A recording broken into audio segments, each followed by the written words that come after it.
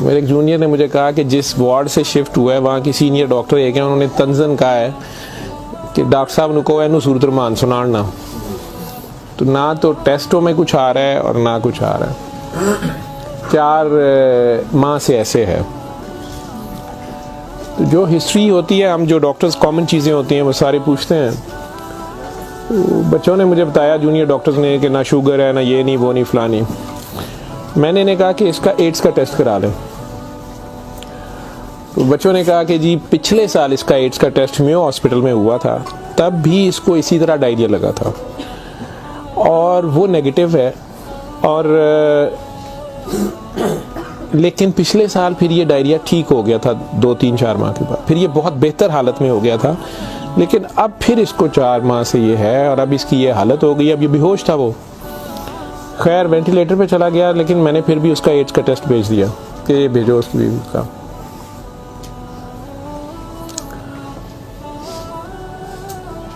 सूरा रहमान हमारे आईसीयू में वैसे ही लगती है, सुबह दोपहर शाम, कई बार मिस हो जाए, दिन में कम से कम एक बार ज़रूर लग जाती है। कोई ना कोई डॉक्टर नर्स ड्यूटी अपनी समझ के उस पर लगा देते हैं। वो भी लग रही थी, सारे पेशेंट्स थे। जहाँ तक जितनी मेरी याददाश्त साथ देती है कि तीसरा दिन था तो मेरी जूनियर डॉक्टर का मुझे फ़ोन आया, बड़ा पैनिकी। उसने कहा कि सर ये पेशेंट जो है इसकी हालत तो ख़राब ही है, वैसे ही है, बेहतर नहीं हो रहा ये वाला पेशेंट।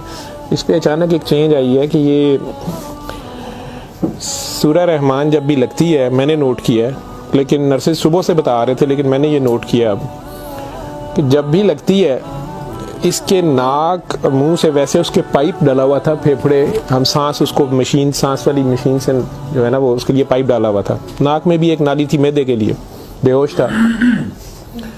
उसने कहा जी इसके नाक में से सुंडियां उबलना शुरू हो जाती हैं बाहर को,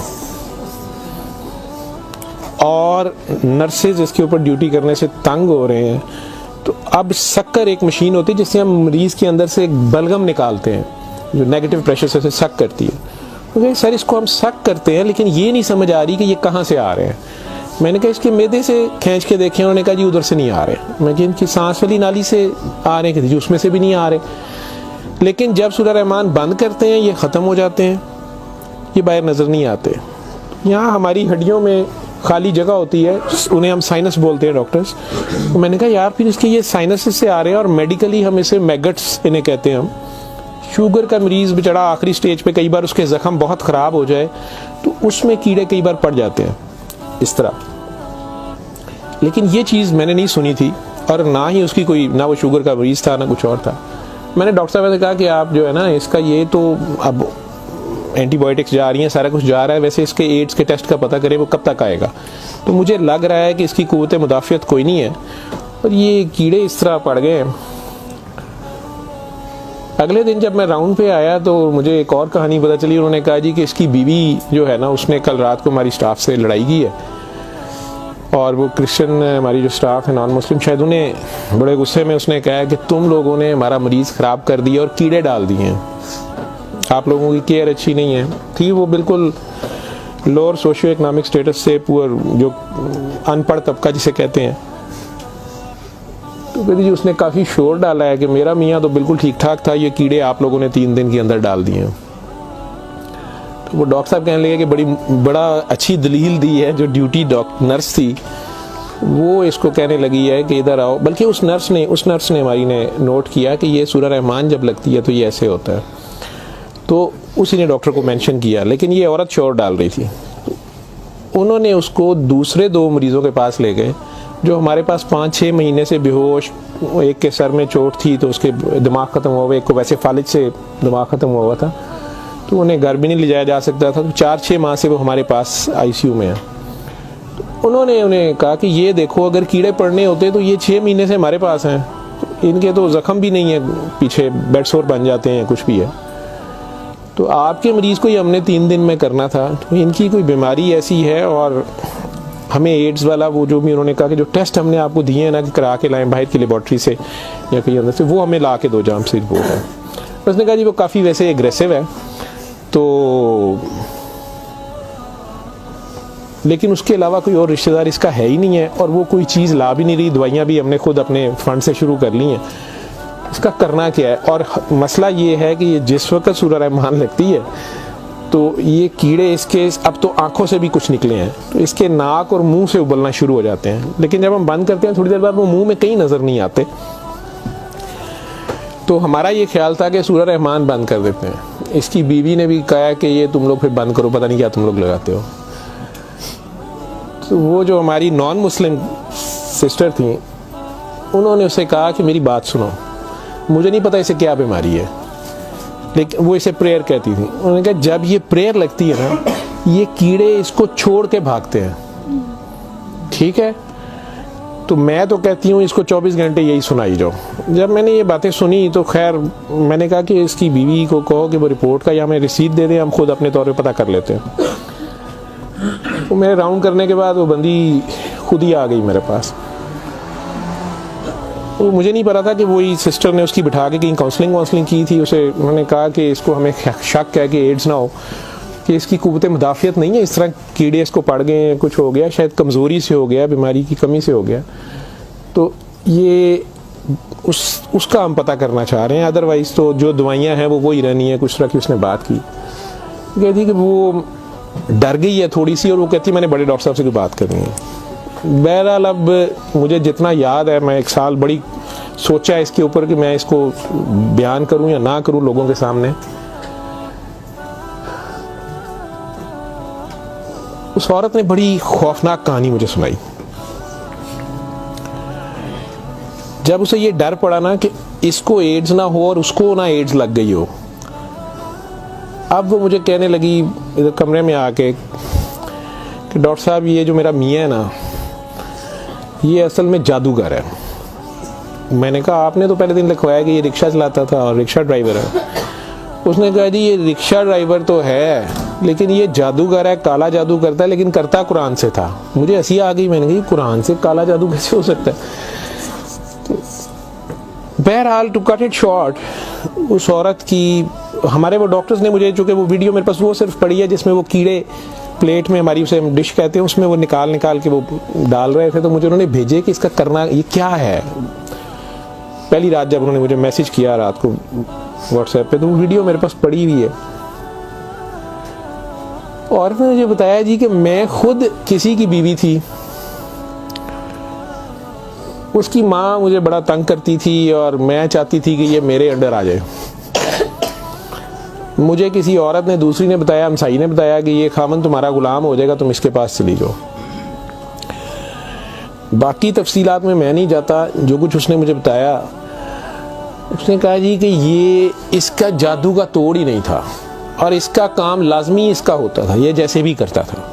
तरीकाकार उसने क्या कहा जी, इसने कमरे में अंदर एक गाव तकिया रखा होता था, उसके ऊपर इसने वो जिस तरह स्माइली होता है, जो मुझे समझ आई कि उसने कोई बुत सा बनाया हुआ था, उस कमरे में ये बिठाता था और वो लोगों को पहले तो कुरान शरीफ भी पता नहीं पढ़ने वो कहता था, कुछ करता था, फिर उनकी बात सुनता था, सारा कर करा के जो मुझे उसका तरीका वारदात समझ आया या जो भी था। उसने कहा जी कि जो गरजमंद होता था ना, वो दीवाना, औरतें बड़ी दीवानी होती थी, ठीक है, या यंग लड़के लड़कियां कि मेरी वहाँ शादी हो जाए, वहाँ हो जाए, औलाद हो जाए, कई लड़के आते थे। तो जो उसने सबसे गंदी बात मुझे बताई, बड़ी फजूल जो उसकी हरकत थी या जो भी, वो इस्लाम तो हो ही नहीं सकता। उसने कहा जी ये उन औरतों को, और अपने बारे में उसने कहा कि मैंने भी ये गलती की, मेरे से भी ये गुनाह हुआ, लेकिन मुझे गुनाह सवाब का इतना नहीं पता था। तो ये पहले वो तकिए को सजदा कराता था, खुद उसके पीछे खड़ा हो जाता था, फिर वो कहता था कि ये असल में तुम लोगों पे काला जादू हुआ है, इसको तोड़ने के लिए पता नहीं नूरी बड़ा ज़रूरी है, ठीक है। फिर वो हमें कहता था कि वुज़ू करके आओ, ठीक है, वुज़ू करके आते थे, वो पता नहीं कौन सी सूरत पर वो कई सूरतें मिक्स करता था। ये सब करते कराते 1-2 सेशनों के बाद कुछ नहीं लेता था। फिर जो ज़्यादा लोग अपने काम के पीछे दीवाने होते थे, उनको वो बताता था कि इसमें बड़े पैसे भी लगेंगे, ये जान पे खेलना पड़ना है, पता नहीं क्या करना, और तुम्हें भी मेरे साथ करना पड़ेगा, इसमें बड़ा कुछ जो है ना रिस्क है, लेकिन काम तुम्हारा हो जाएगा। वो जो भी उसकी कहानियाँ थीं, जो उसको बाद में किसी और वजह से पता चली, जो मुझे वो बता रही थी कि जी ये औरतों के साथ भी और यंग लड़कों के साथ या मर्दों के साथ भी गलत काम करता था, फिर उन्हें अपना गंद खाने में मजबूर करता था, फिर उन्हें पता नहीं कौन से कोई आयत, मतलब आयत बनाई हुई थी या कोई नाम था पता नहीं क्या, कि अरबी के जी ये पढ़ के ना तुमने ये मिक्सचर जो है ना, ये हंडिया पकाते हुए थोड़ा सा बीच में गंद डाल देना है और अपने खामंद को खिला देना है, या उस लड़की को खिला देना है, या उसको खिला देना है। तो मैं अपने खामंद के साथ ये सारा कुछ किया मैंने। अब मुझे बताएं कि जब वो उस बंदे के साथ ही सो गई तो उसके खामंद तो वो रहा ही नहीं है ना, तो ना वो मुसलमान रही है ना वो ये हरकतें सारी। अब उसके बाद बकौल इन खातून के, इस लड़की के, कि जी वो खामन जो मेरा था उसमें तो तब्दीली नहीं आई, उसने मुझे फुल मारना शुरू कर दिया और मुझे इसकी, मेरे तड़प इसकी तरफ भागती थी कि मैं इसके पास आऊँ। तो फिर मैंने इसके पास वैसे आना शुरू कर दिया कि मैंने तुम्हारे साथ शादी करनी है, मैंने उधर से तलाक लेनी है, मैंने ये करना है वो करना है। तो मैं उन्हें बताए बगैर इसके पास आ गई।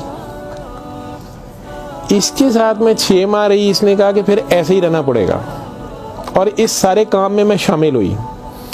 तो इसने वैसे मुझे कहा कि निकाह हो गया हमारा, कुरान शरीफ पे इसने निकाह किया। उसने कहा हम दोनों की रजामंदी निकाह है, वो पीछे से तलाक लेके नहीं आई, ठीक है। उसके बाद इसको ये डायरिया लग गया। डायरिया लगने के बाद ये कहती है कि जी मेयो अस्पताल में जब हम थे 4 महीने हमें हो गए और बुरा हाल था इसका पिछले साल। तो ये एक दिन मुझे कहने लगा कि मैं कहता हूँ कि मैं अल्लाह से तौबा कर लूँ, अल्लाह मेरी जान बख्शी कर दे तो मैं तौबा करूँ और मैं ना अब रिक्शा ही चला के उसमें जितनी रोटी रोजी होगी तू मेरे साथ गुजारा कर लेगी और तू भी वापस चली जा अपने खामन के पास, ठीक। और उधर से जाके तलाक ले ना ले और ये निकाह नहीं है और जो भी उसने कहा कि जी हमने तौबा कर ली बकौल उसके, जो उसकी समझ थी। ये कहती है जी मैं वापस गई, मेरे खामन ने फिर मुझे मारा। उसने कहा मैं तुम्हें तलाक दे चुका हूँ, तुम मेरी तरफ से फारिग हो, तुम कहाँ से आई हो, ये आई हो, इतनी देर बाद आई हो, जो भी आई हो। खैर मैं फिर वापस इसके पास आई। ये कहती है कि जी वो मैं कोई 48 घंटे बाद, शायद 2 दिन बाद वापस आई है। कोई मैं अस्पताल थे, डॉक्टर बड़े हैरान सन, ये पेट से ठीक हो गया सी, यदि टट्टियाँ रुक गई सन। उन्होंने क्या दवाई फलानी माफक आ गई है, फलानी माफक आ गई है। तो ये अपने पैरों पे खड़ा हो गया। अगले कोई 10-12 दिनों में उन्होंने छुट्टी दे दी। फिर ये मुझे मस्जिद एक में लेके गया, वहाँ हमने निकाह किया, ठीक है। निकाह किया, ये रिक्शा चलाना शुरू हो गया। तो डॉक्टर साहब 6 महीने इन्हें बड़ी मेहनत की थी, ये रिक्शा भी चलाया, मैं भी कदे सुखी गिली खांदे सा चंगा भला सी।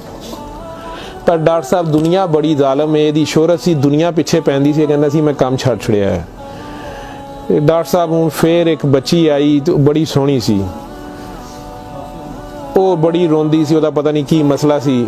डॉक्टर साहब ने ਉਹਦੇ ਨਾਲ फिर वही काम शुरू कर लिया। इन्हें फिर वही काम शुरू किया है। मैं ਇਹਨੂੰ पहले कहती रही हाँ, लेकिन डॉक्टर साहब ਇਹਦੇ 'ਚ पैसे बड़े आते सन। ਉਹਦੇ बाद हूँ 4 महीने तो ये इसकी ये हालत है और अब ये बेहोश है। अब मैं अल्लाह से तौबा करना चाहती हूँ, अल्लाह मुझे माफ़ कर दे, मुझे तो समझ नहीं थी तो मुझे माफ़ी ले दें, और इसका अब क्या बनेगा और क्या नहीं बनेगा। मैंने ये काफ़ी बीच में से सेंसर करके आप लोगों को सारी बात सुनाई है। और मुझे कहती है जो कीड़े इसके अंदर से निकलते हैं ये क्यों आ रहे हैं, ये कहाँ से आ रहे हैं। मैं कि बीबी ये, मैंने उसे साइनसेस वगैरह समझाया। मैं कि ये इसके बहुत ज़्यादा खून की कमी है, इसके अंदर जरासीम पड़ गए हैं, जो भी। मैं डॉक्टरी तो मैं उसे और क्या मैं उसे कहता।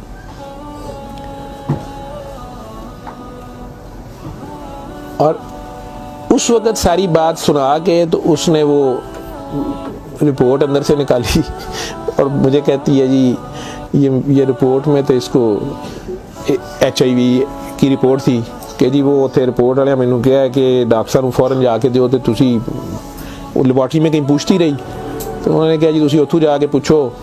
तो मैं दसिया मेरे खामन दी मैनू दसो, उन्होंने कहा तुसी अपनी भी कराओ। तो डॉक्टर साहब ये रात दी मेरे कोल है तो मैनू तो नहीं बीमारी होएगी, मैं सूरत रमान सुन ला। मैंने कहा जी आप भी सुने, 7 दिन सुने, मैं आपको क्या कह सकता हूँ। 1 दिन वो और जिंदा रहा, बंदा मर गया। आखिर तक उसके कीड़े वो आते रहे उसी तरह। जब भी वो सूरह रहमान लगती थी वो ऐसे होता था जैसे उबलते थे बाहर को, नाक से उसके, मतलब वो 1-2 नहीं होते थे कि जिन्हें आप पकड़ के साइड पे कर दें। मैंने बताया ना कि वो शक्कर मशीन रख के तो उससे वो शक्कर में हम शक करते थे उसको सारा, वो मशीन में जाते थे, लंबी सुनियाँ उसकी नाक से मुंह से। और आखिर में वो औरत भी उसकी डेड बॉडी लेने में भी तैयार नहीं थी। नहीं जी ये मैं कितने दबांगी, ये वो मैं कि नहीं अब इसको ये तो आप नहीं लेके जाना, हम हॉस्पिटल से हम और क्या कर सकते हैं।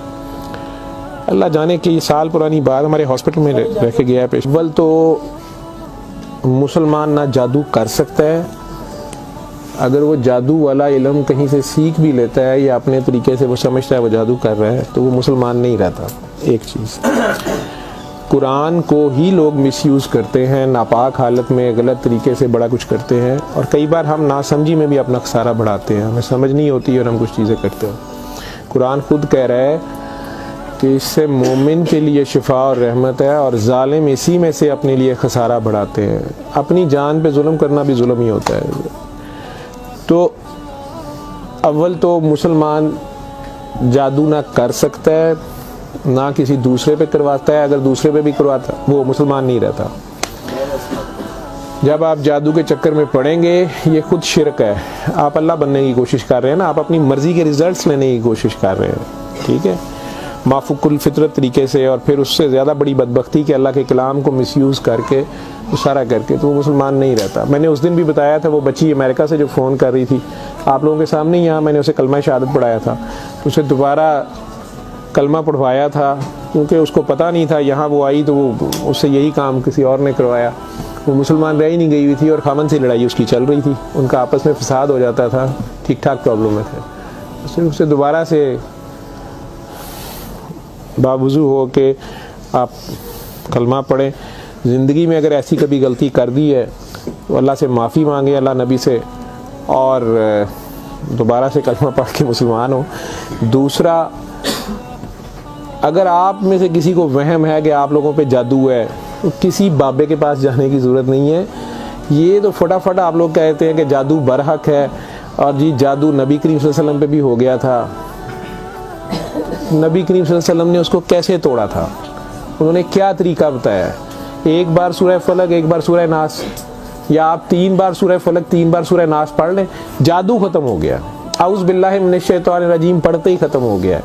वैसे तो मुसलमानों पे तो होता ही नहीं है। मैंने सूरह मोमिनून की 89 आयत बार बार रेफरेंस दिया है, मैं किसी बहस में नहीं मजहबी में पढ़ना चाहता। अल्लाह बड़े वाज़ेह तरीके से उसमें बता रहे हैं कि इनसे पूछो, सूरह मोमिनून में 84 से 89 तक, इनसे पूछो कि आसमान और ज़मीन का मालिक कौन है, ये सारा कुछ किसने बनाया, ये फ़ौरन कहेंगे अल्लाह ने। इनसे पूछो तुम्हारी ज़िंदगी और मौत का हर चीज़ कौन फनी, कहेंगे अल्लाह में। फिर इनसे पूछो फिर तुम कहाँ से जादू कर दिए जाते हो, जब हर चीज़ का मालिक वो है तो फिर ये जादू तुम लोगों पे कहाँ से हो जाता है। ये हमारी अपनी सोच में होता है। 99% लोग तो साइकी के मरीज़ बने होते हैं और ये असल में आपस की नफ़रत होती है हमारी आपस की नफ़रत, हसद, कीने, बुग़्ज़, लालच, हवस, ये जो हमारी सोच की लहरें हैं ये ज़रूर एक दूसरे को डिस्टर्ब करती हैं। ये नज़र लग जाती है, माँ की नज़र अपने बच्चे को लग जाती है, प्यार से ही देख ले, उसको ज़्यादा एनर्जी चले गई, बीच में माशाल्लाह नहीं कहा, फोकस अल्लाह से हटा, बच्चे पे गया आपका। तो अल्लाह के रेफरेंस से उस बच्चे को देखें कि माशाल्लाह मेरा बेटा कितना प्यारा, तो फिर नज़र नहीं लगती है। ये बातें आपको समझाई गई हैं, इस फोकस आपका अल्लाह रहे। नाउज़ बिल्ला, कई बच्चे मेरे साथ ज़्यादा प्यार से जब ज़्यादा चलते हैं, आप अल्लाह हैं, नाउज़ बिल्ला मैं अल्लाह कैसे हो सकता हूँ। फिर उन्हें मैं कहता हूँ कि बेटा ये कुफ्रिया कलमा है, किसी बात से कोई बंदा मुद्दतों से फंसा होता है, उसमें से निकलता है, कई बहुत बड़ी बात कर देते हैं। होश के लोग नहीं होते हैं, जब तक होश में नहीं होते हैं तो उस वक्त तक तो उन पे हद नहीं लगती, लेकिन जब होश आ गई है उसके बाद ये बात कुफ्र में आती है और अल्लाह ये बर्दाश्त नहीं करता। आप नासमझी में भी कर रहे हो, बच्चा नासमझी में भी उल्टी सीधी हरकतें कर रहा हो तो माँ तो कान पकड़ लेती है, उसने भी उसे सिखाना तो होता है, उसे साबित तो कराएगा, पहचान तो करा के छोड़ेगा अल्लाह कौन है, अल्लाह कहाँ है। ठीक है, आयतुल कुर्सी का मतलब है कुर्सी की निशानी, कुर्सी का इशारा। ठीक, जब आप खौफ की हालत में हैं तो वो पढ़ लें, या आपको लगता है कि हमें कोई मसला ना हो तो पढ़ लें, तो उसका मतलब ये नहीं है कि वो आयतुल कुर्सी के लफ्ज़ या आयतुल कुर्सी के वो आपकी हिफाजत करते हैं। उसका मतलब क्या है, अरब्स को तो पता चलता था पढ़ते हुए कि वो क्या कह रहे हैं, तो वो सारी अल्लाह की हम्द और अल्लाह की शानें बयान हो रही हैं। तो कुर्सी की बात तो हो रही है कि कुर्सी ज़मीनों आसमान पे हर तरफ वो है, तो असल में तो कुर्सी वाले की बात हो रही है। तो जो कुछ करना है कुर्सी वाले ने करना है, तो अगर कुर्सी वाले से आपका ध्यान हट गया ठीक है, तो आप कुर्सी की पूरा शुरू हो गए, तब भी फंस गए आप।